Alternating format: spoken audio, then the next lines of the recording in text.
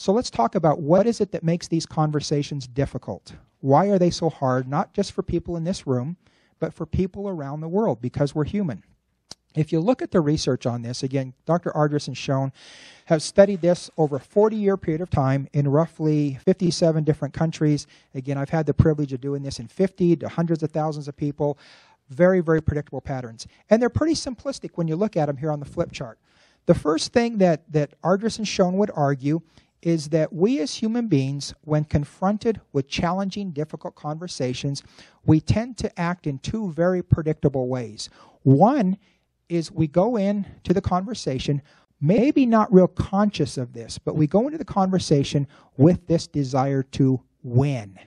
And the way that we define win is I want to get the other person to see things my way and agree with me. Did you see some of that in the role playing here? You know, maybe not real overtly, but you know, you're trying to convince me that I'm wrong and you're right, and here's what you need to do in order to be better.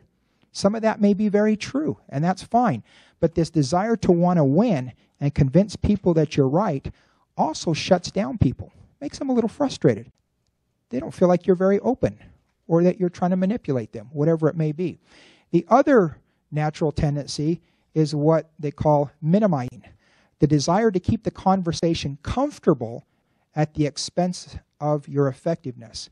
So, we're going to tell Betty all the great things that she's doing. Is that what we're really there to talk about? I'm hoping, again, that for every one courageous conversation that you need to have, you're having dozens of ongoing conversations where you're providing the positive feedback. But when you need to sit down and you need to have that courageous conversation like you did here, you need to be very clear about what your message is, to be much more direct, or Betty's going to get the wrong message.